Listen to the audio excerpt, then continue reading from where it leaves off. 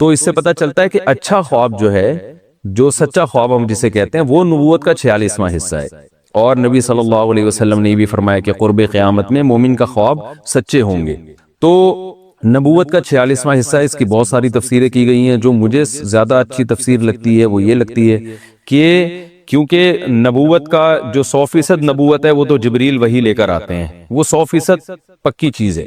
اور خواب نبوت کا 46واں حصہ کا مطلب یہ کہ اس وحی کو اگر آپ 46 حصوں میں ڈیوائیڈ کریں تو، کیونکہ خواب بھی من جانب اللہ ہوتا ہے، کبھی شیطان کی طرف سے بھی ہوتا ہے تو اللہ کی طرف سے بھی ہوتا ہے، یعنی اس میں دنیا کے ظاہری اسباب کا دخل نہیں ہوتا۔ وہاں جو آپ کو نیوز مل رہی ہوتی ہیں وہ کوئی محکمہ موسمیات والوں نے یا کسی نیوز چینل نے نہیں بتائی ہوتی، اس کا ظاہری سبب نہیں ہوتا، وہ ڈائریکٹ اللہ کی طرف سے یا شیطان کی طرف سے۔ تو اس میں چونکہ اللہ کی طرف سے ہونے کا بھی امکان ہے، تو وہی کو اگر آپ 46 حصوں میں ڈیوائیڈ کریں تو ایک حصہ صداقت خواب میں ہوتی ہے۔ ہر خواب میں اس کا امکان ہوتا ہے کہ یہ من جانب اللہ ہو، لیکن اتنا ہی امکان ہوتا ہے، اور بعض دفعہ وہ سچا نکل آتا ہے۔ تو اس لیے اس کو بالکل خواب کو کالعدم کرنا بھی ٹھیک نہیں ہے، لیکن 100% اس پہ اعتماد کرنا بھی ٹھیک نہیں ہے، کیونکہ عین وہی نہیں ہے بلکہ وہی کا 46واں حصہ ہے۔ تو اس میں دو انتہاؤں کا لوگ شکار ہیں۔ کچھ لوگ تو جو لبرلز ہیں وہ تو خوابوں کو لفٹ ہی نہیں کراتے، کہتے ہیں جیسا مرضی اچھا خواب آ جائے ایسے ہی بس خیالات ہیں، اور کچھ خوابوں کو حد سے زیادہ بڑھا دیتے ہیں، جیسے ہمارے روحانی ٹوپی ڈرامے جو چل رہے ہیں آج کل، اور خواب سینٹر کھولے ہوئے ہیں، خوابوں کی تعبیر سینٹر کھلی ہوئی ہیں، اور جو بھی فون آ رہے ہیں ان کو خوابوں کی تعبیریں بتا رہے ہیں۔ یہ وہ لوگ ہیں جنہوں نے خوابوں کو ان کی حیثیت سے زیادہ بڑھا دیا ہے۔ تو ہمیشہ سچے خواب نہیں آتے، اکثر تو آپ کے دل بھر جو کام ہوتے ہیں وہ خواب میں آ رہے ہوتے ہیں آپ کو۔ تو ڈرانے خواب اس لیے آتے ہیں، رات کو پیٹ خراب ہوتا ہے، اس میں گیس ہوتی ہے، آپ جب دن میں پریشان ہوتے ہیں تو خواب بھی ویسے ہی آئیں گے آپ کو۔ بہوؤں کو سانسیں چڑیلوں کی شکل میں نظر آ رہی ہوتی ہیں خواب میں، وہ کوئی تعبیر نہیں ہوتی، اس لیے کہ وہ دن میں جس کو چڑیل سمجھتی ہیں خواب میں وہ چڑیل کی صورت میں آ جاتی ہے۔ تو یہ سب چیزیں تو ہمارے یعنی یہ دن بھر کے جو اسباب اور اثرات ہیں نا ماحول کے، وہ ہم رات کو ہمارے دماغ پہ اس کے اثر پڑ رہا ہوتا ہے۔ تو اس طرح کے خوابوں کو لفٹ نہیں کرانی چاہیے۔ اکثر شادی شدہ خواتین کو جٹھانی سانپ کی شکل میں آ رہی ہوتی ہے، تو بلا وجہ اس کی تعبیریں پوچھ رہی ہیں۔ بھائی وہ سانپ اس لیے کہ وہ آپ کی جٹھانی ہے، وہ اگر آپ کی بہن ہوتی تو نہیں آتی سانپ کی شکل میں، پھر وہ خوبصورت فرشتے کی شکل میں آ رہی ہوتی۔ تو اس لیے ان چیزوں کو زیادہ لفٹ نہ کرائیں، لیکن بعض دفعہ واقعی خواب سچا بھی ہو جاتا ہے، اس کی تعبیر بھی ہوتی ہے، اور اس کی ایک بڑی علامت یہ ہے کہ انسان کو خود احساس ہوتا ہے یہ سچا خواب ہے، یہ کوئی معمول سے ہٹ کر کوئی بات ہے اور اس میں مجھے اللہ کی طرف سے کوئی گائیڈنس ملی ہے۔ تو اس میں پھر یہ ہے کہ اس میں چند شرطوں کے ساتھ اس پر عمل کیا جائے گا۔ اس کو پہلی بات شریعت کے خلاف نہ ہو۔ نبی صلی اللہ علیہ وسلم کی احادیث سے جو چیز ثابت ہے، فقہ سے جو چیز ثابت ہے، خواب اگر اس کے اگینسٹ ہے تو خواب کو رد کر دیا جائے گا، اور فقہا نے جو دین بیان کیا اس کو لیا جائے گا۔ کوئی کسی عمل کی فضیلت خواب سے ثابت نہیں ہوتی، کسی عمل کا مستحب ہونا بھی خواب سے ثابت نہیں ہوتا کہ آپ کو خواب میں آ کے یہ کس فرشتے نے کہہ دیا کہ جو ہے نا آپ تہجد کے وقت 8 رکعتیں پڑھیں تو یہ ثواب ملے گا، تو 8 رکعتوں کا الگ سے کوئی ثواب نہیں ہے، جو تہجد کی ہیں وہی ہیں۔ یا کسی کو آ کے بتا دیا کہ یہ والی تسبیح پڑھو گے تو یہ ثواب ملے گا، تو ثواب ملنا نہ ملنا یہ شرعی معاملہ ہے، یہ قرآن و سنت سے پتہ چلے گا، اس کو خوابوں سے کوئی تعلق نہیں ہے۔ آپ کو آ کے بتا دیا کہ فلاں مولانا صاحب ہے ان سے مسئلہ پوچھا کرو، وہ بالکل صحیح ہیں، تو آپ ان مولانا کی تحقیق کر لیں۔ اگر علماء کو ان پر مولانا پر اعتماد نہیں ہے تو پھر آپ خواب کی بیس پر ان پہ اعتماد نہیں کر سکتے، کیونکہ قرآن کیا کہہ رہا ہے، فَاسْأَلُوا أَهْلَ الذِّكْرِ إِن كُنتُمْ لَا تَعْلَمُونَ، علماء سے پوچھو۔ تو جب علماء کسی پر اعتماد نہیں کر رہے ہیں تو سارا دن آپ کو خواب میں بشارتیں ملتی رہیں کہ یہ بہت نیک ہے، یہ بڑے بزرگ ہیں، اس کی بزرگی پر یقین نہ کریں آپ، کیونکہ یہ علماء کے قول میں اور خواب میں جب تضاد ہو رہا ہے تو قرآن آپ کو علماء کے قول کی تقلید کا حکم دے رہا ہے۔ ایسے موقع پہ فَاسْأَلُوا أَهْلَ الذِّكْرِ، اہل علم سے رابطہ کرو۔ تو شرعی لوگ کیا کرتے ہیں، شرعی حدود سے تجاوز کرتے ہیں خوابوں کے معاملے میں، رشتے کر دیتے ہیں۔ وہ خواب آیا تو وہ لڑکا آیا تھا خواب میں کہ بالکل ایک خوبصورت فرشتے کی شکل میں، لہذا میری بیٹی کے لیے وہی مناسب ہے۔ اب گراؤنڈ ریئلٹی کہہ رہی ہے وہ بندہ ٹھیک نہیں ہے، جب آپ نے تحقیقات کروائیں تو پتہ چلا کہ وہ ٹھیک نہیں ہے۔ تو حدیث بھی یہی کہہ رہی ہے، اذا خطب الیکم من ترضون دینہ وخلقہ فزوجوہ، جب کوئی ایسا شخص نکاح کا پیغام بھیجے جو دین اور اخلاق سے تم مطمئن ہو تو نکاح کرو۔ تو مفہوم سے یہی پتہ چل رہا ہے کہ اگر ایسا الٹا سیدھا آڑا ترشا آدمی آ رہا ہے تو نکاح مت کرو۔ اب خواب میں روزانہ وہ فرشتے کی شکل میں بھی آ رہا ہو، لیکن حدیث ہمیں کہہ رہی ہے کہ اخلاق اور دین دیکھنا ہے آپ نے۔ تو یہ بہت زیادہ لوگوں میں نا قرآن و حدیث کے مقابلے میں خوابوں کو لا کے کھڑا کر دیا، مشاہدے کے مقابلے میں خواب کو لا کے کھڑا کر دیا۔ اب مثال کے طور پر مشاہدہ یہ کہہ رہا ہے کہ آپ فلاں جگہ سے اگر جائیں گے تو ڈاکو ہیں، لوگ آپ کو خبریں دے رہے ہیں کہ وہاں جگہ آپ گزریں گے تو وہاں ڈاکو کھڑے میں لوٹ رہے ہیں، آپ کی آنکھ لگ گئی، خواب میں آیا کہ وہاں تو فرشتے کھڑے ہوئے ہیں، ڈاکو نہیں ہے۔ اب آپ وہاں سے گزرو گے اس بیس پہ کہ جی مجھے خواب میں بشارتیں آ رہی ہیں، تو یہ آپ کے بیوقوف ہونے کی علامت ہوگی، کیونکہ شریعت نے ہمیں جو لوگوں کی اخبار اور لوگوں کی خبریں ان پر اعتماد کرنے کا ہمیں حکم دیا ہے۔ ہم جو حدیث میں بھی تو لوگوں کی خبر پہ اعتماد کرتے ہیں نا، تو ثقہ لوگ جب کوئی خبر دیں گے تو اس کو مانا جائے گا۔ تو یہاں یعنی خواب سے بڑھ کر جب کوئی دلیل آئے گی ہمارے پاس تو پھر اس دلیل کو فوکس کیا جائے گا، خواب کو رد کر دیا جائے گا۔ ہاں آپ کا خواب کسی دلیل سے نہیں ٹکرا رہا تو پھر اس پر عمل کرنے میں کوئی حرج نہیں ہے۔ تو اس لیے یہ سب چیزوں کا اگر خیال ہو تو پھر خواب کی ایک حیثیت ہے، ورنہ اس سے لوگ گمراہ بھی بہت ہو رہے ہیں۔ اس دونوں چیزوں کا خیال کرنے چاہیے جاگنے کے بعد۔ اچھا ایک اور چیز یہاں پر یہ بھی ہے، آپ کے اعمال اچھے نہیں ہیں، لوگوں کو خواب آ رہا ہوتا ہے میں مجھ سے اللہ خوش ہے اور میں جنت میں ٹہل رہا ہوں، تو وہ بلا وجہ خوش فہمی کا شکار ہو جاتے ہیں کہ ہمیں اللہ کی طرف سے بشارت ملی ہے۔ تو یہ خواب اللہ کی طرف سے نہیں ہے، یہ شیطان کی طرف سے ہے، کیونکہ آپ کی حرکتیں ٹھیک نہیں ہیں۔ آپ نہیں جانتے تو محلے والوں سے پوچھیں، وہ آپ کو بتا دیں گے۔ معذرت یعنی میں آپ سے میری مراد جو لوگ میرا اس وقت کلپ نہیں سن رہے ان کی بات کر رہا ہوں، تو محلے والے بتا دیں گے، بیوی بتائے گی آپ کی اس کی حرکتیں ٹھیک نہیں ہیں، پھر بھی آپ کو خواب میں بشارتیں آ رہی ہیں، اس کا مطلب ہے کہ یہ شیطان ہے جو آپ کو بدعمل بنا رہا ہے، آپ کو تھپکیاں دے دے کے جنت دکھا رہا ہے اور اس خوش فہمی میں مبتلا کر رہا ہے کہ آپ جنت میں جائیں گے۔ تو اس سے کیا ہوگا، آپ گناہوں پر اور جری ہوں گے۔ ایک خاتون کا میرے پاس فون آیا کہ میرا بھائی کا انتقال ہو گیا، میں جنت میں ٹہلتے ہوئے دیکھ رہی ہوں۔ میں نے کہا کہ وہ نماز پڑھتا تھا، کہ نہیں نماز تو کبھی نہیں پڑھی اس نے۔ تو میں نے کہا پھر یہ جنت میں ٹہلنے والے خوابوں پہ بالکل اعتماد نہ کریں۔ بے نمازی کے لیے جو قرآن کہہ رہا ہے وہ تو جہنم کی آگ ہے، تو بس بھائی کے لیے رو رو کے دعا کریں۔ یہ شیطان نے آپ کو خواب اس لیے دکھایا ہے کہ آپ بھائی کے لیے پھر توبہ نہ کریں آپ، کیونکہ آپ کو پتا تھا بے نمازی ہے، تو بے نمازی کے لیے لوگ تو پھر زیادہ دعا کریں گے نا بہنیں کہ اللہ پتہ نہیں کیا سزا ہوگی، تو زیادہ روئیں گے۔ اب خواب آ گیا جنت میں ٹہل رہا ہے، تو اب آپ نے اس کے لیے دعا نہیں مانگنی، اس لیے کہ یار وہ تو چلو جنت میں چلا گیا، اب کیا دعا رہ گئی۔ تو شیطان چاہ رہا ہے کہ وہ پیچھے جو لوگ دعا مانگتے تھے نا وہ بھی نہ مانگے۔ تو یہ پہلے عمل ہے، بعد میں یہ ساری چیزیں۔ تو ہاں آپ کے نیک اعمال ہیں، اچھے اعمال ہیں، گناہوں سے بچنے کی توفیق مل رہی ہے آپ کو ماشاءاللہ، اور جو ہے آپ دین پہ مضبوطی سے قائم ہیں، پھر خواب میں اگر خوشخبری مل رہی ہے جنت کی تو پھر یہ اللہ کی طرف سے یقیناً تسلی ہے، کیونکہ یہ خواب دلیل شرعی سے ٹکرا نہیں رہا ہے بلکہ دلیل شرعی اس خواب کی اور تائید کر رہی ہے۔ پھر اس خواب کو جو ہے نا ایک تسلی کے طور پر بیان بھی کیا جا سکتا ہے اور تسلی بھی ہو سکتی ہے، الحمدللہ بھئی اللہ کی طرف سے خوشخبری مل رہی ہے۔ اسی طرح آپ کے اعمال بہت اچھے ہیں، آپ شریعت پہ مکمل چل رہے ہیں، اپنی طرف سے جتنی کوششیں کر رہے ہیں، خواب میں آپ جہنم کی آگ میں جل رہے ہیں، تو بھی مایوسی کی ضرورت نہیں ہے۔ یہ شیطان ہے جو آپ کو عمل سے ہٹا رہا ہے، مایوس کر رہا ہے، کیونکہ اللہ نے کہا جس کا عمل اچھا ہوگا اس کو جنت میں لے کے جاؤں گا۔ تو اس لیے پہلے عمل بعد میں یہ خواب، یہ پوری۔ تو بعض خواب ایسے ہوتے ہیں نا انسان کی چھٹی حس کہہ رہی ہوتی ہے کہ یہ جھوٹا خواب نہیں ہے، تو خواب اس کو آیا، اس کو لگا کہ چھٹی حس نے کہا یار یہ بڑا عجیب خواب ہے۔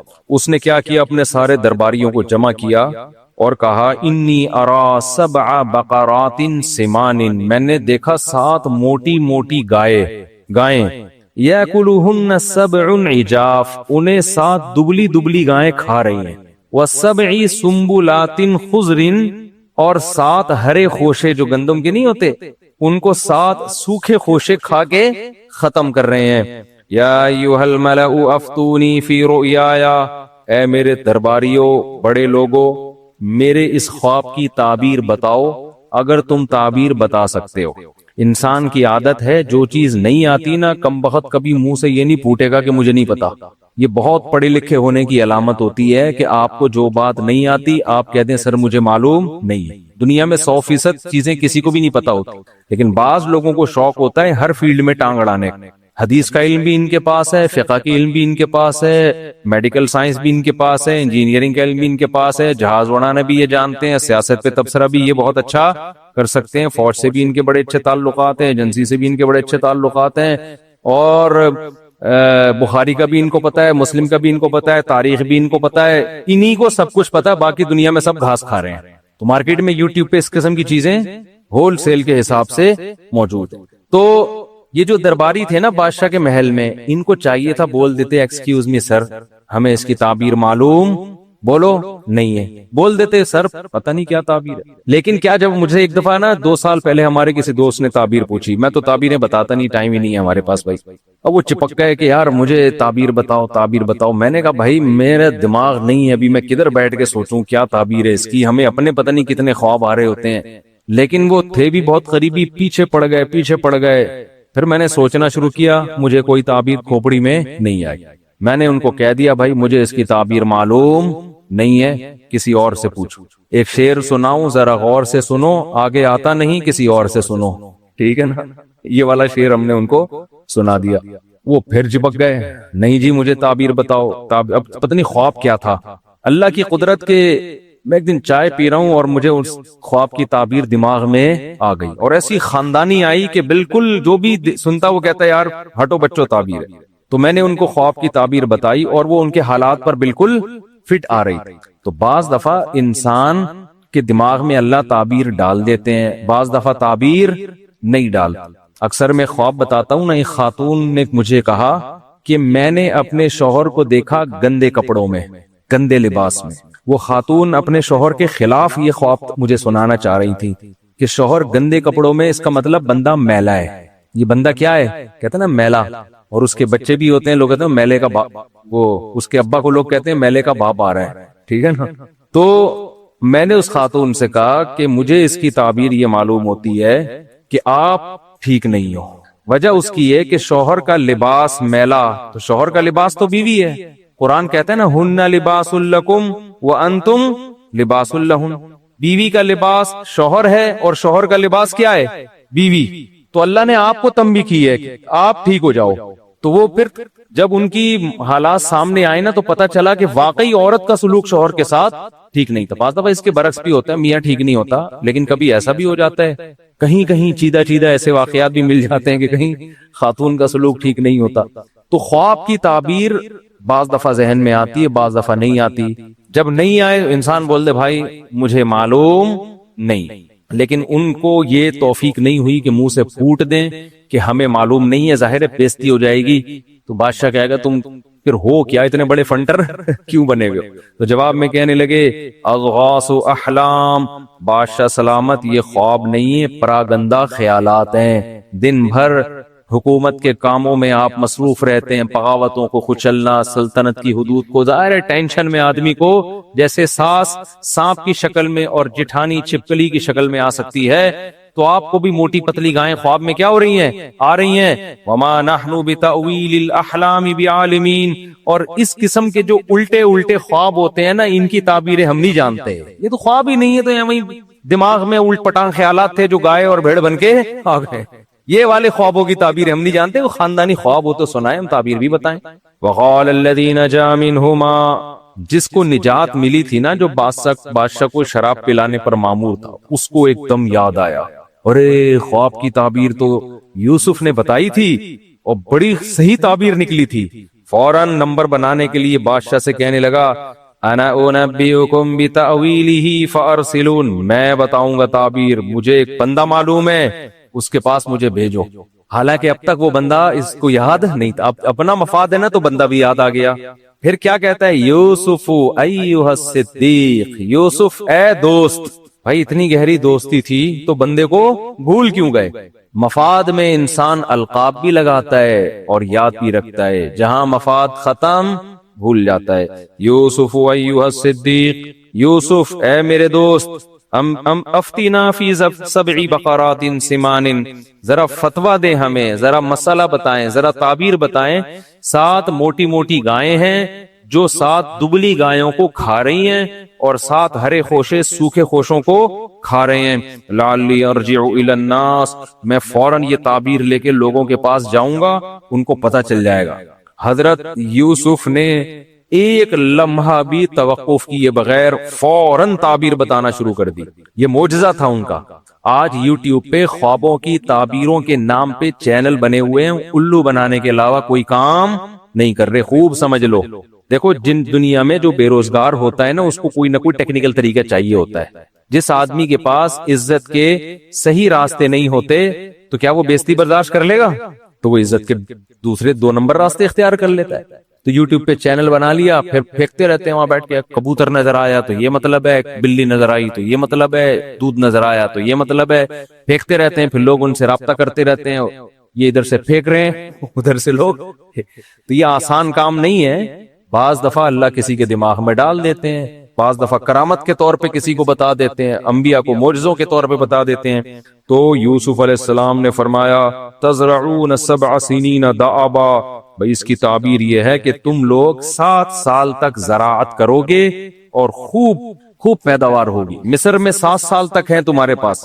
فما حصدتم فذروه فی سنبلہ، جب کھیتی کاٹو تو وہ جو سنبل ہے نا، سنبل جو کیا کہتے ہیں اس کو، خوشے جس کو کہتے ہیں، گندم کو اس سے نہ نکالنا. وجہ کیا ہے کہ اگلے 7 سال تک اسی گندم کو استعمال کرنا ہے تم نے، یعنی اسٹور کرو ابھی سے اگلے 7 سالوں کے لیے. یہ حضرت یوسف علیہ السلام نے ایسا کام مصر کو بتا دیا کہ قحط پوری دنیا میں پڑا تھا. پوری دنیا کو پتا چل گیا کہ مصر والوں نے ایڈوانس میں 7 سال کا راشن جمع کر کے رکھا ہوا ہے. یعنی اس خواب کی وجہ سے نا بہت بڑی تباہی سے مصر کو بھی بچایا اور باقی دنیا کو بھی.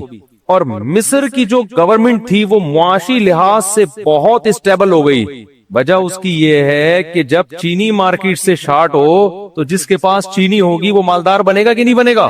تو یوسف علیہ السلام نے ان کو بتایا بھائی 7 سال تک تمہارے پاس پیداوار کو کھانے کا اور جمع کرنے کا آپشن ہے. تھوڑا تھوڑا کھاتے رہو اور باقی اسٹور کرو. اسٹور کرنے کا طریقہ یہی تھا کہ بھئی اس کو نکالو نہیں ورنہ وہ کیڑا لگ جائے گا اس میں. تو اگلے 7 سال کے لیے اس کو اسٹور کر لو. اور پھر کیا ہے، ثم یاتی من بعد ذلک 7 شداد یاکل ما قدمتم لہن، اس کے بعد 7 سال بہت سخت آئیں گے قحط کے. جو کچھ تم نے جمع کیا ہوگا وہ 7 سال اس کو کیا کر دیں گے، کھا پی کے ختم. الا قلیلا مما تحسنون، سوائے اس کے جو تم نے بچا کے رکھ لیا پہلے سے مینجمنٹ کے تحت. اس سے ہمیں یہ بھی پتہ چلتا ہے کہ مستقبل کی پہلے سے پلاننگ کرنا یہ توکل کے خلاف. بول لو نا کیا ہو گیا یار، نہیں ہے. لوگ کہتے ہیں نہیں پہلے سے پلاننگ نہیں کرتے، کھاؤ پیو اڑا دو پھینک دو، ادھر دعوتیں کرتی ہے، جتنا پیسہ آیا ادھر بانٹ بوڑھ کے اس کے بعد اگلے دن لوگوں سے قرضہ مانگتے. پان گٹکے کے پیسے بھی نہیں ہوتے اگلے دن اس کے پاس. اس لیے قرآن نے کہا کہ نہ اپنا ہاتھ اتنا پھیلاؤ کہ کل بھیک مانگنی پڑے اور نہ اتنا تنگ کر دو کہ کنجوس لوگ کہنا شروع کر دیں تمہیں. اس لیے اعتدال والا راستہ. تو یوسف علیہ السلام نے کیا کیا بھائی، ان کو یہ بتایا. قال الملک اتونی بھی، بادشاہ بڑا خوش ہوا. بادشاہ کو تھا کہ اگر یہ واقعی 7 سال بعد قحط پڑ جاتا ہے تو یہ تو بڑا یعنی زبردست شخص ہے یہ. تو بادشاہ نے کہا کہ اس کو لے کر آؤ یوسف کو. پہلے بھی بادشاہ کو پتا تھا کہ میری بیوی نے کس قدر ورغلانے کی کوشش کی، مگر یہ پاک دامن نوجوان اس نے برائی کی طرف نہیں گیا. اس سے پہلے ہی بڑا متاثر تھا یوسف علیہ السلام کی صلاحیت پر. لیکن جب تعبیر بتائیے بادشاہ نے کہا کہ لے کر آؤ. تو قرآن کہہ رہے فلما جاءہ الرسول، جب قاصد آیا نا کہ چلو جی آپ کی رہائی کا فیصلہ ہوا ہے، بادشاہ نے آپ کو بلایا ہے. قال ارجع، یوسف علیہ السلام نے کہا نا ارجع الی ربک، بادشاہ کے پاس جاؤ. فاسألہ، اور بادشاہ سے پوچھو ما بال النسوۃ اللاتی قطعن ایدیہن، جن عورتوں نے مجھے دیکھ کر اپنے ہاتھ کاٹ ڈالے تھے ان سے پہلے میری صفائی کی بات کرو. پہلے پوچھو غلطی پر کون تھا، میں تھا یا وہ تھی؟ کیا میں نے کسی کو برائی سے کسی کی طرف دیکھا؟ پہلے میری یہ پوزیشن واضح ہونی چاہیے، کیونکہ لوگ میں کنفیوژن تو ہو گئی تھی نا، کچھ کہہ رہا تھا یہ صحیح ہے، کچھ کہہ رہا تھے وہ صحیح ہے. تو یوسف علیہ السلام کو یہ بات معلوم تھی کہ میں اللہ کا پیغمبر ہوں، میں نے دعوت کا کام کرنا ہے. اگر میرے کردار مشکوک ہو گیا تو لوگ میری بات نہیں سنیں گے. یہاں بھی دیکھیں ویژن کو ترجیح دی جا رہی ہے رہائی پر. نہیں آئی بات سمجھ میں؟ حالانکہ اس کا خطرہ تھا کہ بادشاہ بول دے جاؤ پھر میں رہائی نہیں کر رہا. یہ تو اسی بات کو لے کے بیٹھے ہوئے ابھی تک، میں کیا اپنی بیوی کی بدنامی کروں میں لوگوں کے سامنے؟ سمجھ میں نہیں آ رہی یار بات. کہہ سکتا تھا نا بادشاہ کہ بھئی واپس جاؤ پھر وہیں رہ لو، ہم تو نہیں، بس کنفیوژن میں ہی رہنے دو تاکہ میری عزت رہے. یوسف علیہ السلام کو پتا تھا کہ بھئی میں نے دین کی دعوت دینی ہے، میں یہ سب کچھ دنیا کے لیے نہیں کر رہا. تو میرے کردار پہ اگر انگلی اٹھے گی تو میری دعوت میں جان نہیں رہے گی. اس لیے یوسف علیہ السلام نے فرمایا جاؤ جاؤ جاؤ، پہلے جا کے بولو میری برات کا اعلان کرے. پہلے عورتیں بتائیں جمع ہو کے کہ یوسف صحیح تھے، ہم کیا تھے، ہم غلط تھے. نبی صلی اللہ علیہ وسلم کی تواضع ہے. آپ نے فرمایا کہ صحیح حدیث ہے کہ یوسف کا صبر تھا. حدیث کا مفہوم ہے کہ جیل سے قیدی بلانے کے لیے آیا اور نہیں گئے. آپ صلی اللہ علیہ وسلم نے فرمایا میں اگر ہوتا تو چلا جاتا. یہ تواضع تھی نبی صلی اللہ علیہ وسلم کی کہ یعنی ایسے موقع پہ ہر آدمی یہی کرتا ہے بھائی پہلے جیل سے نکلو، یہ چیزیں بعد میں نمٹاتے رہیں گے بیٹھ کے کون صحیح تھا کون غلط تھا. لیکن یوسف علیہ السلام کو یہ خطرہ تھا کہ بعد میں ہو سکتا ہے بادشاہ اس کو زیادہ ویلیو نہ دے. جب رہائی ہو گئی تعبیر بتا دی کیا کہ بس پھر نہیں, ابھی تو میں بادشاہ کی ضرورت ہوں, ابھی جو کام کروا سکتے ہو کروا لو. اس سے خوب سمجھ لو, بہت اہم پوائنٹ کی بات ہے نوٹ کرنے کی. کچھ علماء حکومت سے ملتے ہیں اپنے فائدے کے لیے, کچھ ملتے ہیں قوم کے فائدے کے لیے. تو دونوں طرح کے علماء میں فرق کرنا ضروری ہے. ہم ہر طرح کے عالم پر تہمت لگا دیتے ہیں کہ یہ سرکاری ملا ہے, یہ آرمی کے آفیسر سے مل رہا ہے, یہ وزیر اعظم سے مل رہا ہے, یہ صدر سے مل رہا ہے. یوسف علیہ السلام بھی تو بادشاہ سے مل رہے تھے نا جا کے. بادشاہ نے جب بلایا محل میں, یوسف علیہ السلام کیسے جا, میں کچھ سرکاری لوگوں سے تھوڑی ملتا ہوں, مجھے رہا کرو بس چھوڑ دو, تعبیر بتانی تھی بتا دی چلو. نہیں نہیں نہیں, یوسف علیہ السلام جانتے ہیں بادشاہ کے پاس رہ کے جو کام ہو سکتا ہے وہ گلی محلوں میں نہیں ہو سکتا, تو موقع ہاتھ سے جانے نہیں دینا چاہیے. تو اس لیے کسی عالم کو اگر کوئی حاکم دعوت دے بلائے اور وہ عالم سمجھتے ہیں کہ اس سے تعلقات سے ملک کو فائدہ ہوگا, تو ایسا عالم اگر اس حاکم کے پاس نہیں جاتا تو گناہ کا خطرہ ہے. اور آج میڈیا پہ آپ کا جو لیڈر ہے وہ کتنے بڑے آدمی سے ملے اس کی تعویل کرتے ہیں, قوم کے وسیع تر مفاد میں حضرت نے حضرت سے ملاقات کی. لیکن آپ جس سے آپ کو دشمنی ہے وہ کسی چھوٹے افسر سے بھی ملے گا. ہم تو پہلے ہی کہتے تھے فوج کا پٹھو ہے, تمہارے والے جو مرضی کرتے رہے, نہ وہ فوج کے پٹھو, نہ وہ ایجنسیوں کے پٹھو, نہ وہ امریکہ کے غلام. اور تمہارے اگینسٹ اگر کوئی ہو تو وہ کسی سے بھی ملے اس پہ الزام. یہ مارکیٹ میں ہول سیل کے حساب سے چل رہا ہے. ہاں ایسے بھی لوگ ہیں جو واقعی سرکاری ملا ہیں, وہ گورنمنٹ سے ملتے ہیں اپنے فائدے کے لیے, لوگوں کے فائدے کے لیے نہیں. تو عام طور پہ فرق کیسے ہو سکتا ہے, دیکھو کون پیسے لے رہا ہے اور کون الٹا خرچ کر رہا ہے. ہم ایسے علماء کو جانتے ہیں جو افسروں سے ملتے ہیں ان کو ہدیے دیتے ہیں الٹا. وہ افسر بھی حیران ہوتے ہیں کہ یار یہ مولانا ہو کے ہم کو الٹا ہدیہ دے رہا ہے, وہ الٹا ان پہ خرچ کر رہے ہوتے ہیں. اور ایسے بھی ہوتے ہیں کہ وہاں سے چھپڑ میں لفافے لے رہے ہوتے ہیں. تو ہر طرح کی چیز مارکیٹ میں آپ کو ملے گی, سب کو ایک لاٹھی سے نہیں ہانکنا چاہیے. تو یوسف علیہ السلام کیا کہہ رہے ہیں, اپنے لیے نہیں لوگوں کے لیے, کہ میں جب دعوت دوں گا تو میری پوزیشن واضح ہونی چاہیے. کہنے لگے جاؤ اس کو جا کے بولو ما خطبکن اذا راوتن یوسف عن نفسی, عورتوں کو جمع کر کے پوچھو کہ اس میں غلطی پر کون تھا. بادشاہ نے جمع کیے سب عورتوں کو, بھئی ایک بیان ریکارڈ کرواؤ, ٹھیک ہے نا. یوسف آنے کے لیے تیار نہیں ہے جب تک صفائی بیان نہ ہو.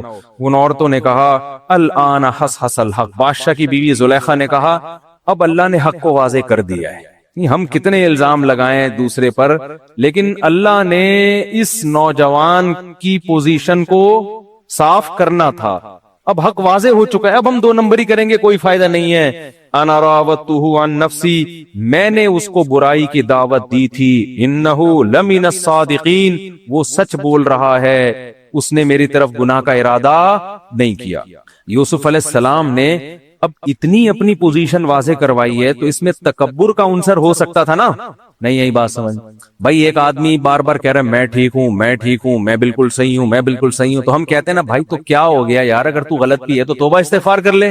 اتنا کیوں اپنے آپ کو ثابت کر رہے ہیں کہ میں ٹھیک ہوں, میں غلط ہو ہی نہیں سکتا. اس میں ایک قسم کا تکبر کا عنصر ہے نا. نہیں آ رہی سمجھ میں تو بتا دے بھائی, ہے نا تھوڑا سا اپنی, جو بعض لوگ ہر موقع پہ اپنی کلیریفیکیشن جو ہے نا وہ اپنے بارے میں کرتے ہی رہتے ہیں, وضاحتی بیانات ہر 2 دن میں آتے رہیں گے, تو اس سے بھی لگتا ہے کہ اوور ہونے کی کوشش کر رہا ہے ایک آدمی. تو حضرت یوسف علیہ السلام پر یہ جو اتنی صفائی پیش کر رہے ہیں کہ جیل سے باہر نہیں نکلوں گا, پہلے یہ پتا چل جائے کہ ان میں غلط, میں صحیح ہوں یہ میں غلط نہیں ہوں. تو حضرت یوسف اس کی وجہ بیان کر رہے ہیں, ذالک لیعلم انی لم اخلہ بالغیب, فرمایا کہ میں جو اپنے آپ کو اتنا صاف ستھرا ثابت کرنے کی کوشش کر رہا ہوں, شو مارنا یا ریاکاری کے لیے نہیں, بادشاہ کو پتا چل جائے کہ میں نے اس کی غیر موجودگی میں اس کے ساتھ خیانت نہیں کی ہے. ورنہ وہ کہہ سکتا ہے کہ میں نے اپنے محل میں رکھا اور معاذ اللہ میری ہی زوجہ پر نظریں ڈال کے بیٹھ گیا. یہ پوزیشن میری واضح ہونی چاہیے.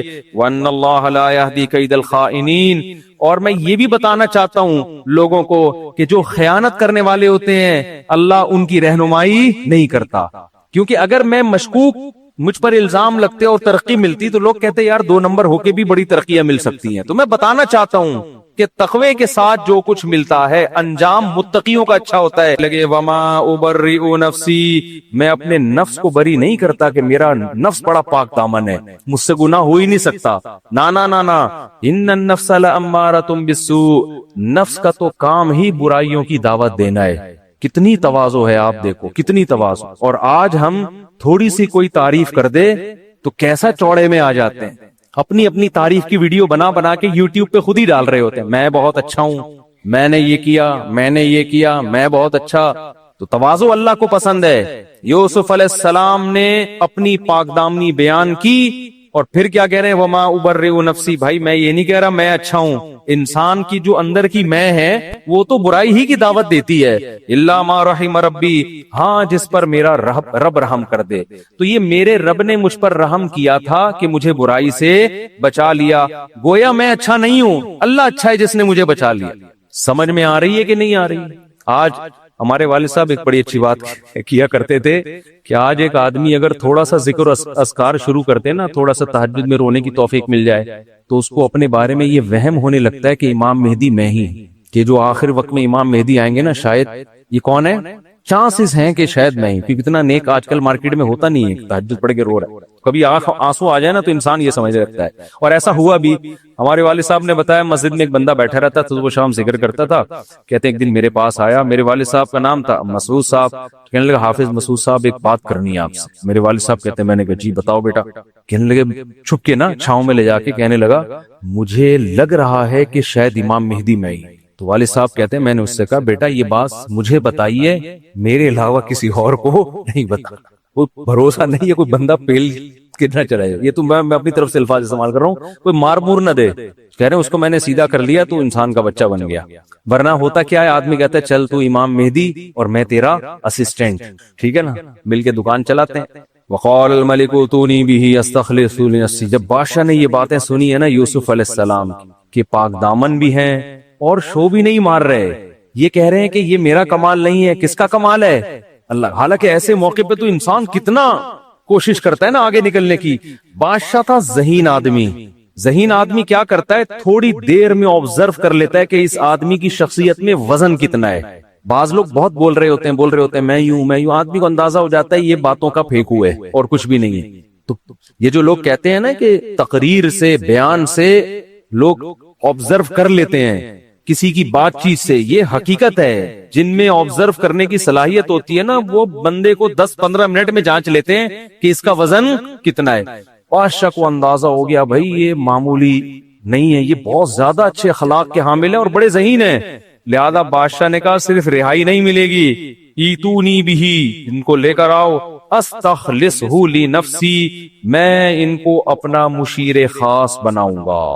یہ میں نے جو مستنڈے بٹھائے ہوئے ہیں نا مشورے کے لیے، جن کو خواب کی تعبیر آتی نہیں ہے اور بول رہے ہیں کہ الٹی باتیں ہمیں نہیں پتا، یہ مستنڈے مارکیٹ سے کیا ہوں گے، اب یہ مروائیں گے مجھے. ٹھیک ہے یہ بھی رہیں گے وزیر، ان کو عہدے رہیں گے، لیکن جو میرا خاص مشیر ہوگا وہ کون ہوگا؟ وہ یوسف ہوگا. مجھے ایسے لوگ چاہیے. تو فلما کلمہ، جب یوسف کو بلایا علیہ السلام کو اور بادشاہ نے مزید کلام کیا، بات چیت کی، اور بادشاہ کے دل میں آپ کی قدر بڑھی اور کہا انک الیوم لدینا مکین امین، آپ میرے مشیر خاص ہی نہیں ہیں بلکہ آپ کو میرے پاس ایک زبردست ٹھکانہ ملے گا اور میں اب آپ پر اعتماد کروں گا. حکومتی معاملات میں کیا کروں گا، آپ امین بھی ہیں میرے. دیکھو حضرت یوسف علیہ السلام نے اس موقع پہ نہیں کہا کہ بادشاہوں کے ٹکڑوں کے محتاج نہیں ہیں ہم، آپ مجھے خانقاہ بنا کے دے دو میں وہاں اللہ اللہ کیا کروں گا. یہ اور بادشاہ بھی کافر کے بچے، تو اپنی شکل تو دیکھ. ایسے کہہ سکتے تھے نا، تو بت پرست آدمی ہے، پوری قوم کو بت پرستی پہ ڈالا ہوا ہے، کافر جو نہ مانے، جو تجھے کافر نہ مانے وہ بھی کافر، اور بتوں کی عبادت کرتا ہے بیٹھ کے اور باتیں کر رہا ہے. کچھ بھی نہیں بھائی، گراؤنڈ ریئلٹی کے حساب. یہ تو ویسے بھی کسی عام کافر کو بھی بولیں گے تو دین کے قریب آنے کے بجائے کیا ہو جائے گا، دور ہو جائے گا. تو ہر جگہ کا ایک مقام ہے. یوسف علیہ السلام کو جب اس نے کہا کہ آپ کے پاس آج، آپ کے لیے ہمارے پاس آج سے بہت اچھا ٹھکانہ. شکر ہے ہم لوگ اس وقت مصر میں نہیں تھے، ورنہ کوئی بھروسہ نہیں ہے معاذ اللہ یوسف علیہ السلام کو بھی نہیں چھوڑنا تھا قوم نے. الزامات لگانے تھے، کافر بادشاہ سے مل رہے ہیں، کافر بادشاہ بلا رہے تو جا کے بیٹھ رہے ہیں، کافر بادشاہ عہدے دے رہے تو قبول کر رہے ہیں. تو اپنے آپ کو نہ سوچیں ہم کدھر کو جا رہے ہیں. جب یوسف علیہ السلام نے دیکھا کہ بادشاہ سلامت بھی فارم میں آئے ہوئے ہیں بھائی، مسلسل تعریفوں پہ تعریفیں اور کہہ رہے ہیں آپ کا ہمارے پاس ٹھکانہ ہے، تو یوسف علیہ السلام نے خود سے وزارت کی پیشکش کی کہ بھئی تو جو مبہم باتیں کر رہے ہیں نا کہ آج سے مشیر خاص اور ٹھکانہ، تو میں آپ کو بتاتا ہوں مجھے عہدہ کیا چاہیے.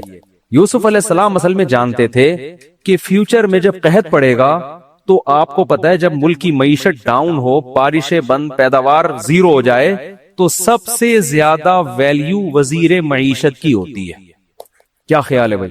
بادشاہ کی بھی پھر ویلیو نہیں رہتی. لوگ دیکھتے ہیں کہ جو وزیر معیشت کا وزیر ہے وہ اب ملک کو بچاتا کیسے ہے، وہ بجٹ کیا نکالتا ہے، بجٹ کیا اناؤنس کرتا ہے، کتنا اسٹور کرنا ہے، کتنا ایکسپورٹ کرنا ہے، اور جو ایکسپورٹ ہوگا اس کی ویلیو کیا ہوگی. تو یہ کام نالج اور علم کے بغیر یہ دیسی طریقے سے نہیں ہوتا کہ جناب آپ نے کہا کہ ہم یوں کریں گے کہ جی وہ قرضہ معاف کرانے کے لیے ہم کہیں گے یہ والا چندہ لے کے IMF کا قرضہ دیں گے، مزید سود مانگو گے تو غوری میزائل سے اڑا دیں گے ہم. بعض لوگوں کی یہ بھی رائے ہے، ان کا اپنا ایک نظریہ ہے. تو یہ دیسی طریقے سے نہیں ہوتا. اس کے لیے اکاؤنٹنٹ ہوتے ہیں، اکنامکس کے ماہرین ہوتے ہیں. یہ جو CA کرتے ہیں نا آج گورے CA کرواتے ہیں نا، چارٹرڈ اکاؤنٹنٹ، آپ کو پتا ہے کہ اکاؤنٹنگ کے علم کی بنیاد مسلمانوں نے رکھی ہے، بلکہ کچھ اصطلاحات بھی اکاؤنٹنگ میں وہی استعمال ہو رہی ہیں جو مسلمانوں کی تھی، کیونکہ مسلمانوں نے 1920 میں جا کے خلافت عثمانیہ ختم ہوئی ہے. تو پوری پتہ نہیں کتنے کنٹری تھے، آپ ذرا گوگل پہ لکھیں کتنے ملک تھے جو خلافت عثمانیہ کے تحت تھے. تو اتنی بڑی دنیا کو سنبھالنا 700-800 بلکہ 1000 سال سے زیادہ عرصہ ہو چکا تھا. یہ دیسی طریقے سے ممکن نہیں ہے. تو بڑے بڑے سائنسدان تھے مسلمانوں کے پاس. تو یہ علم کی بنیاد مسلمان، اور اکاؤنٹنگ کے علم کی تو ویلیو قرآن سے بھی پتہ چلتی ہے. قرآن نے مالی معاملات کو لکھنے پڑھنے کا اور کیلکولیٹ کرنے کا حکم دیا ہے. تو یوسف علیہ السلام نے دیکھا کہ بھئی بادشاہ سلامت آئے ہوئے ہیں فارم میں اور مجھے عہدہ دینا چاہتے ہیں، تو خود پیشکش کی کہ آپ مجھے وزیر خزانہ بنا دیں. کیوں؟ انی حفیظ علیم. وزیر خزانہ میں 2 کوالٹی کا ہونا ضروری ہے. ایک تو یہ کہ اس کے پاس اکنامکس کا علم ہو، معیشت کا علم ہو. یہ گاڈ گفٹڈ علم اللہ نے مجھے دیا ہوا ہے معجزاتی طور پر. دوسری بات یہ کہ وزیر خزانہ ایماندار ہو. خزانے کو اس سے محفوظ کیسے کرے آدمی؟ ہمارے ہاں وزیر خزانہ سے جتنا خزانے کو خطرہ ہوتا ہے ڈاکوؤں سے اتنا خطرہ نہیں ہوتا. ٹھیک ہے نا؟ تو میں امین بھی ہوں، میں اس خزانے میں 1 روپے کی بھی خیانت نہیں کروں گا. قرآن کہتا ہے یوسف علیہ السلام کا ویژن تھا نا، دیکھو ہر فیصلہ کر رہے ہیں یہ نہیں اس لیے نہیں وزیر خزانہ بننے کی میری تنخواہ ہوگی پھر یہ گاڑیوں میں گھوموں گا. ان کو پتا ہے بھائی وزیر خزانہ بننے کے بعد ہی مصر کی حکومت میرے پاس آ سکتی ہے اور میں یہاں دعوت کا کام کر سکتا ہوں. آج بعض لوگ کیا کرتے ہیں، مدرسوں کی ضرورت اپنی جگہ، مسجدوں کی ضرورت اپنی جگہ، لیکن ہر دین کا کام مسجد اور مدرسے سے نہیں ہوتا. میں لوگوں سے کہتا ہوں مدرسے بھی ہیں، ان کی بھی کوشش کرو، ان کو مالی تعاون کرو، لیکن اب اسکولوں پہ محنت کرو. ہماری جو کریم تیار ہو رہی ہے، جو پیک کے اداروں میں لوگ جا رہے ہیں، وہ مدرسوں سے نہیں بلکہ اسکول سے جا رہے ہیں. تو اب اسلامی اسکول کو زیادہ فوکس کرنے کی ضرورت ہے.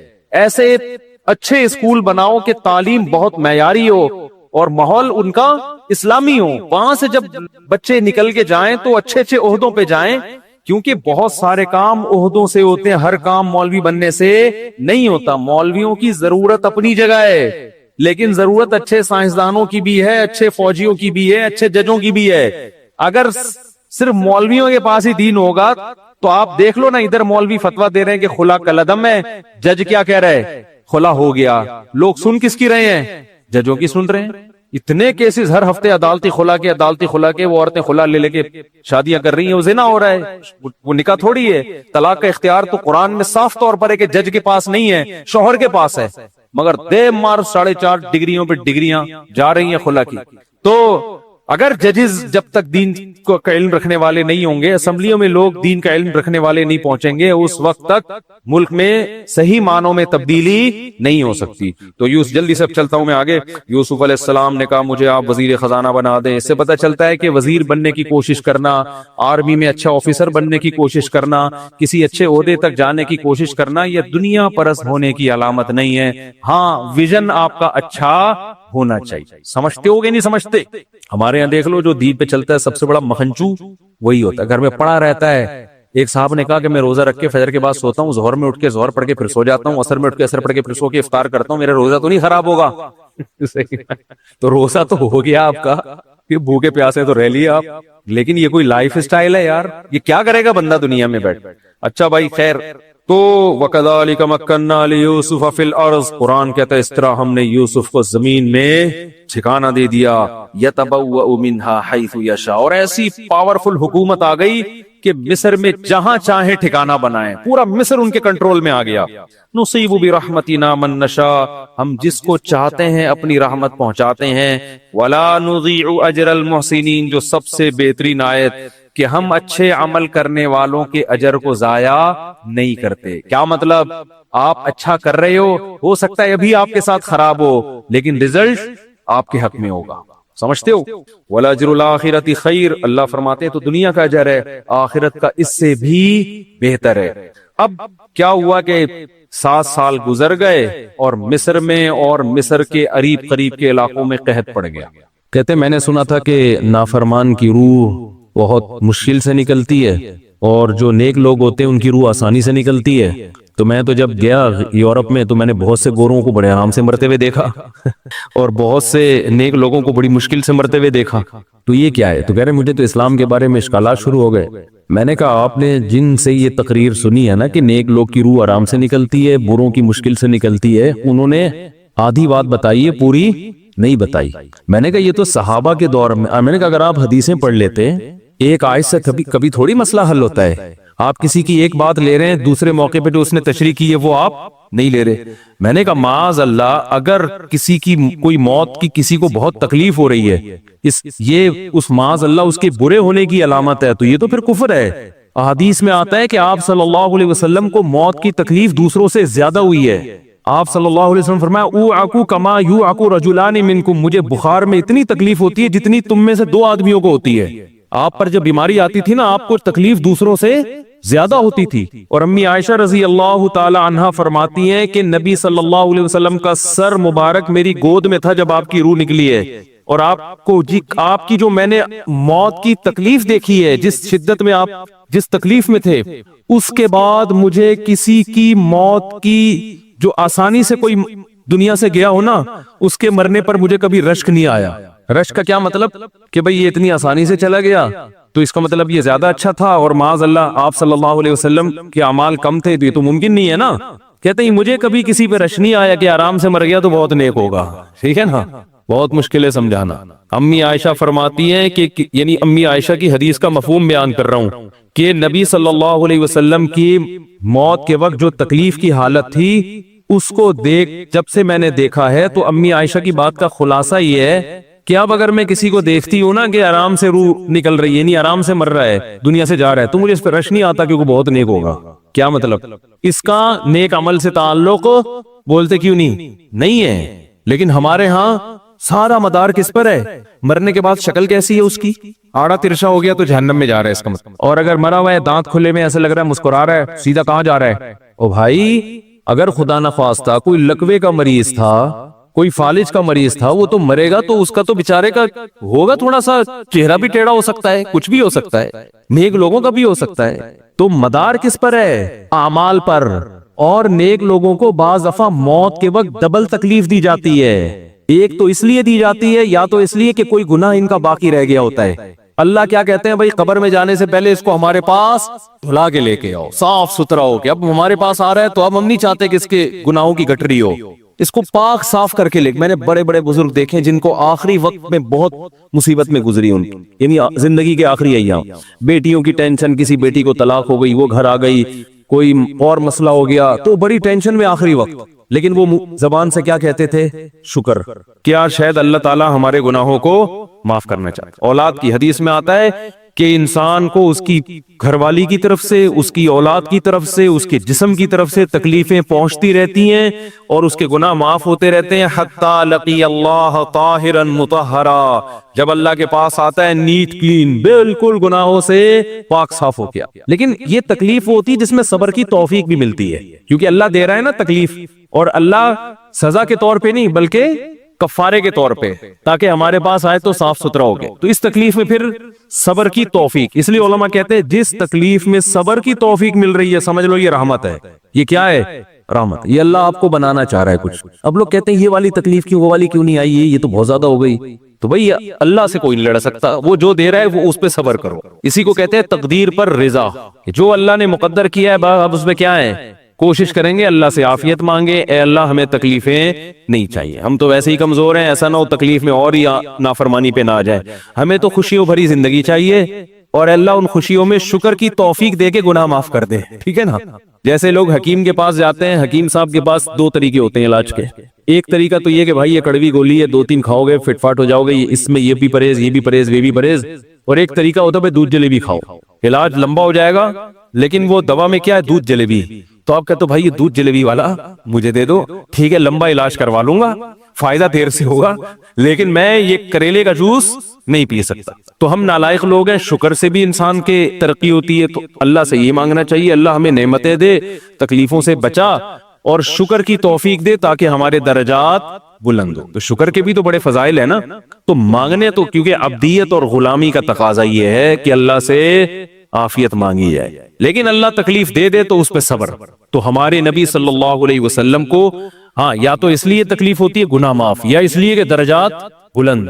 اللہ چاہتا ہے کہ بھئی یہ دنیا آزمائش کی جگہ ہے، جب آخرت میں آنا تو اتنا تجھے نوازوں. تو ہمارے نبی صلی اللہ علیہ وسلم جنت میں آخرت میں سب سے اعلیٰ مقام کس کا ہوگا؟ سید الانبیاء محمد صلی اللہ علیہ وسلم، حضرت آدم سے بھی زیادہ، نوح علیہ السلام سے بھی زیادہ. تو اللہ نے فرمایا کہ آپ کو پروٹوکول دینے کے لیے آخری جو اب آپ کا آخرت کا سفر ہے نا، اس میں مادی تکلیف آپ کو دوسروں سے زیادہ دی جائے گی. یہی وجہ ہے کہ حضرت فاطمہ رضی اللہ تعالی عنہ آپ کی چہیتی بیٹی، جب انہوں نے آپ صلی اللہ علیہ وسلم کی اس تکلیف کو دیکھا نا، جو موت کے وقت تکلیف تھی اور جو بخار کی شدت تھی، واہ کربا ابتا، فرماتی تھی ہائے میرے والد کا کرب. بہت زیادہ غمزدہ ہو گئی ان کو دیکھ کر کس قدر تکلیف میں ہے. تو آپ صلی اللہ علیہ وسلم نے فرمایا لا کربا علی ابیک بعد اليوم. کیسے تسلی کے جملے. اپنی بیٹی سے فرمایا ہے فاطمہ تیرے باپ پر آج کے بعد کوئی تکلیف، بولو لا کربا علی ابیک بعد اليوم. اس میں بھی آپ صبر کا پہلو تلاش کر رہے ہیں، شکر کا. بس یہ اللہ کی طرف سے آخری ہے، آج کے بعد اے میری بیٹی تیرے باپ پر کوئی تکلیف نہیں. اپنی بیٹی کو بھی تسلی دے رہے ہیں کہ غم ہلکا کر، بس یہ اللہ کی طرف سے آخری ہے، آج کے بعد کوئی تکلیف نہیں ہوگی. تو ہمارے ہاں وہ بیچارہ تکلیف سے جا رہا ہے تو یار دیکھا آ گیا نا سامنے، لیکن یہ دیکھا ہم تو کہتے تھے بندہ ہی 2 نمبر ہے، اب آ گیا نا. تو دیکھو کیسے مر رہا ہے. اور پیغمبروں کو تکلیف تو دی جاتی ہے لیکن کوئی ایسا عیب نہیں ہوتا، ایسی بیماری نہیں ہوتی جو لوگوں میں معیوب سمجھی جاتی ہے. یہ نہیں ہوتا کیونکہ پیغمبر اللہ کے قاصد ہیں، تو اللہ ان کو ہر لحاظ سے امت کو یہ بتانا چاہتے ہیں یہ میرے رسول ہیں، یہ میرے سفیر ہیں. تو کوئی بھی ایسی چیز جس کی وجہ سے لوگوں کو ان سے نفرت ہو، یا طبعی نفرت جو انسان کے اختیار میں نہیں ہوتی، تو اللہ ایسی بیماری اور ایسی تکلیف سے بچاتے ہیں ان کو. سمجھ میں آ رہی ہے بات؟ لیکن امتی کو ایسی تکلیف ہو سکتی ہے. یہ جو ختم نبوت کے علماء کہتے ہیں نا مرزا غلام احمد بیت الخلاء میں گر کے مر گیا، تو بعض لوگ کہتے ہیں وہ تو بیت الخلاء میں تو فلاں بزرگ کا بھی انتقال ہوا تھا، فلاں کا بھی بزرگ کا ہو سکتا ہے، پیغمبر کا بیت الخلاء میں انتقال بولو نہیں ہو سکتا، کیونکہ پیغمبر کو اللہ ایسے عیب سے بچاتے ہیں جو انسانوں میں عیب سمجھے جاتے ہیں. تو پیغمبر کو ایسی بیماری نہیں ہوتی، جیسے اچھوت کی بیماری ہے کہ کوئی ہاتھ نہیں لگا سکتا اس کو، ایسی بیماری پیغمبروں کو نہیں ہوتی. کوڑ کی بیماری پیغمبروں کو نہیں ہوتی، کیونکہ ایسی بیماری جس سے لوگ گھن کھاتے ہیں، ایسی نہیں. لیکن امتی کو ہو سکتی ہے، امتی کو ایسی بیماری ہو سکتی ہے، اللہ اس کے درجات کیا کرے گا؟ بلند کرے گا. اس سے مجھے ایک واقعہ کسی نے سنایا کہ ایک ہندو تھا، اس کو کوڑ کی بیماری تھی. کوڑ نہیں ہوتا گوشت گلنا شروع ہو جاتا ہے، تو یہ بیماری پھیلتی ہے. تو اس کے رشتہ داروں نے بالکل الگ کر دیا اس کو، وہیں سے کھانا پھینکتے ایسے کر کے. کہیں تبلیغی جماعت گئی، ان کو پتا چلا، وہ بیٹھ گئے اس کے پاس جا کے، اس کو کھلا بھی رہے ہیں پلا بھی رہے ہیں. تو وہ بڑا متاثر ہوا، یار سب نے چھوڑ دیا اور مسلمان ہو گئے، تبلیغ والے تو اکرام کا کوئی موقع الحمدللہ چھوڑتے نہیں ہیں، تو وہ مسلمان ہو گیا اور پھر اس کا انتقال ہو گیا تھوڑے دنوں میں۔ اب دیکھو اللہ نے جو اس کو کوڑ کی بیماری میں ڈالا، یہ بیماری اس کے لیے رحمت بن گئی کہ نہیں بن گئی؟ تو کفر کی حالت میں کوئی اچھا کام کیا ہوگا اس نے، اس کے بدلے میں اللہ نے اس کو کیا دے دیا؟ کوڑ کی بیماری۔ اب دنیا کہے گی یار عام کافر جو اچھے کام نہیں کرتے وہ تو فٹ فاٹ گھوم رہے ہیں، اور یہ تھوڑا بہت خیال کرتا تھا، اس کو اللہ نے کیا دے دیا؟ بھائی اس کو دیا اس لیے کہ اللہ کو پتا ہے کہ جی کوڑ میں ہوگا تو تبلیغ والے آئیں گے، اس کی آؤ بھگت کریں گے اور یہ کیا ہو جائے گا؟ اسلام میں داخل ہو جائے۔ تو اللہ کے کام ہے، یہ اللہ ہی بہتر جانتا ہے۔ تو بعض دفعہ اللہ تکلیف میں ڈالتے ہیں تاکہ آپ کے گناہ دھل جائیں۔ تو اس لیے موت کی جو تکلیف ہے نا، اچھا اور عین ممکن ہے کوئی بہت بڑا بدماش ہو، بڑے آرام سے مر جائے اور مرنے کے بعد ایسی خوبصورت اسکن ہو جائے اس کی، کیونکہ اسکن کی اچھے یا برے ہونے کا تعلق موسم سے ہے جینے، ٹھیک ہے نا؟ جس کو برین ہیمریج ہوتا ہے تو چہرہ خراب ہوتا ہے، چاہے وہ نمازی ہو۔ میں نے ایسے پکے نمازیوں کو جن کی نماز کی حالت میں ڈیتھ ہوئی ہے، ان کو دیکھا موت کے بعد ان کا چہرہ کالا ہو گیا۔ یہ بری بات نہیں تھی، یہ کالا اس لیے ہو گیا کہ برین ہیمریج ہوا، رگ پھٹی ہے تو بلیڈنگ ہونا اور ہارٹ اٹیک بھی ہوا پھر ان کو، تو ڈاکٹر کہہ رہے تھے ان کو جلدی دفناؤ کیونکہ یہ بہت جلدی ان کا جسم خراب ہو جائے گا۔ حالانکہ پھر میں نے خواب میں ان کو جنت میں بھی دیکھا، صحیح ہے نا؟